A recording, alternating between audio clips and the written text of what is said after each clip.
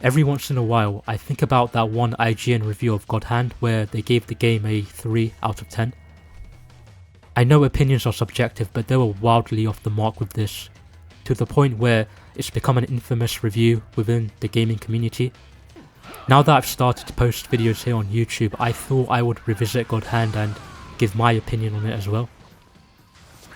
I have played it in the past, but I decided to play it again to see if it still holds up, and I'm happy to say that it does hold up extremely well. God Hand is a bizarre game, and I mean that in the best way possible. Is it a perfect game? I wouldn't say so. It's unrefined in quite a few areas, but for me personally, I will always have a soft spot for unrefined games that are packed with charm and personality, and God Hand is one of those games. To quickly go over the story, the protagonist of the game, Gene, is armed with the God Hand, which gives him insane amounts of power. You've then got your villains of the game who want access to that power so they can take over the world. It's a pretty standard story, nothing special, but the cutscenes just have this wacky and over-exaggerated vibe to everything that it gives the game its own unique charm you can't help but love. God Hand is so blasé. Call me the Devil Hand. I don't care what you call yourself. God Hand is just a fun game to play, and that comes down to its addicting combat. But let's first address the elephant in the room. It has tank controls which can be very weird at first. Moving the left analog stick to the right or left doesn't cause Gene to run sideways. It instead makes him turn to the side, acting as a camera of sorts, while the right analog stick is used for dodging. I'm going to tell you right now that it's not as bad as it seems. It does take a while to get used to at first, but once you do get used to it, it becomes second nature and you won't be thinking about the tank controls at all. It took me until maybe the end of the second level to get fully used to the movement. I played the hell out of the original Resident Evil 4 when I was younger, and that game also had tank controls, so that could be why it didn't take me too long to adjust to God Hand. Once you have the tank controls down, you then have the amazing combat, and man is it fun. First, you've got your main combo string, which you can fully customize by the way. I'm somebody who prioritizes speed over strength, so my main combo string involved quicker attacks at the expense of doing more damage. You've then got your stronger moves such as a charged uppercut which can launch opponents into the air, giving you an opportunity to juggle them. Or you can do a barrel kick which can be used for crowd control. You can buy more moves at the end of each level. There are about 114 moves in total, or you can unlock them by defeating these demon spawns that show up randomly, but I'll get to them later. Once you have the mechanics down, it's then time to put it all together and experiment with your moves. This was the fun part for me. I just couldn't get enough of how fun everything was. Juggling enemies in the air, blowing them all away, doing close quarters combat while dodging quickly. There's so much freedom in how to play this game that there is a style and approach for everyone. You can also stomp the fuck out of downed enemies, which can be hilarious sometimes. I had this one instance where I was stomping an enemy and a demon spawned out of him, only for me to stomp the fuck out of him too. It genuinely made me laugh out loud when I was playing it, and that's a perfect example of the authentic charm this game has. You can also pummel dazed enemies in the same way, which is insanely satisfying, especially if you have some of them lined up together. Beyond that, you've got your roulette techniques which act as special moves. Above your health bar you have these orbs, and once they fill up you press R1 to activate your roulette, giving you a range of special moves to choose from. These are great to use if you feel like you have your back against the wall and need to turn the tide in your favour. Some of them are pretty funny, such as punching someone in the balls, leaving them open for you to just pummel them. Like your regular moves, you can buy more roulette techniques or unlock them. Finally, you've got your God Hand ability.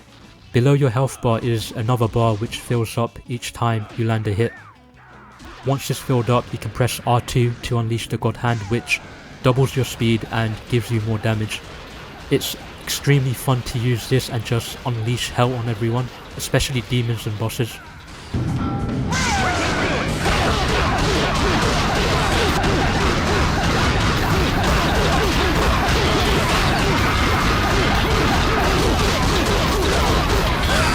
You can also pick up random weapons and just whack the shit out of enemies, and I just found the animation for it extremely satisfying and hilarious.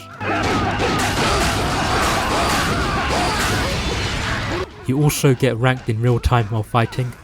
Your rank goes up if you are able to defeat multiple enemies without getting hit. To the left of your health bar is your rank in the form of a level, which indicates the toughness of your opponents. The higher the level, the tougher they become. There's just something satisfying about going on a combat masterclass and then seeing the words level up show up on your screen. It just hypes me up even more. On the surface, the combat may seem like you can button mash your way through everything, but you will quickly realize that is not the case. Enemies will start to block and dodge, and if you keep button mashing, they will make you pay. So now you have to learn how they move. The IGN review stated that you generally have to run at them, punch away until they're about to attack, and then flip away in cowardice. No you don't. Does the enemy block a lot? Use a guard break and then continue to pummel them until they become dazed, allowing you to use a finisher. Or use a guard break, launch them into the air and continue your combo. Or use a guard break, launch them into the air and do a barrel kick to create some space. Does the enemy dodge a lot? Wait for them to attack and leave an opening, and then you capitalize on them. I'm not trying to trash the IGN review because, again, everybody's entitled to their own opinion. But it doesn't take much effort to understand the core fundamentals of this game and what it wants from you. It's all about understanding an enemy's attack pattern and how they move, and then just countering that. That's literally it. Every once in a while a demon will spawn out of an enemy. These demons are much tougher than your average opponent, they have more HP, they deal more damage, they block more, and they can dash all around the place. It seems daunting at first, but if you've got the mechanics down, defeating them shouldn't be much of a problem.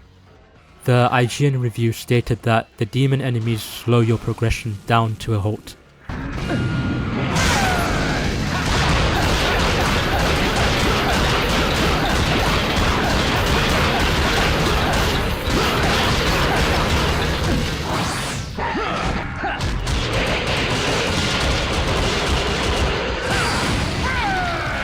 Moving on, we have the boss fights.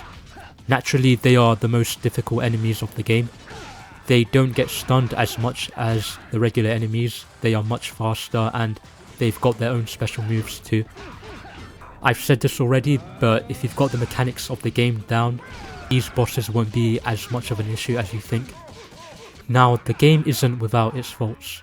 First, the environments can be a bit bland and uninspiring. Maybe I'm not harsh or critical enough, but I genuinely don't care about that when the combat is this fun. But onto the common complaint I've seen about this game, which is something I would say I agree with being a problem, and that is your health bar not recovering when you reach a new level. The game does have pretty good checkpoints, so you won't lose any progress if you die, but I can understand why this is an issue. You can just die and restart the level with full health. It doesn't really achieve anything, does it? But I took a different approach with this. If I'm going down, then I'm taking everyone down with me. I just go all out, completely disregarding my safety, and I was genuinely surprised to see how far I was able to go with such low HP.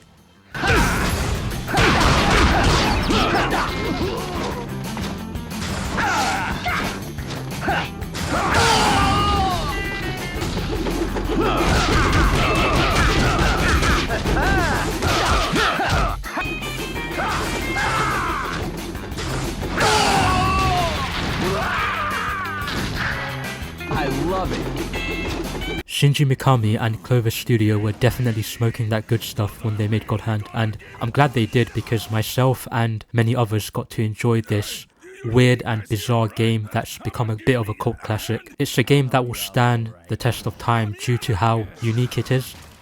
You have myself and many others still talking about it 20 years later.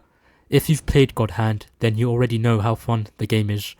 If you haven't played God Hand, then it may be worth checking out if you want some casual fun on the side, and it's definitely worth checking out.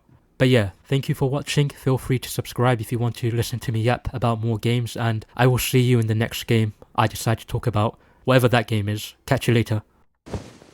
See you around.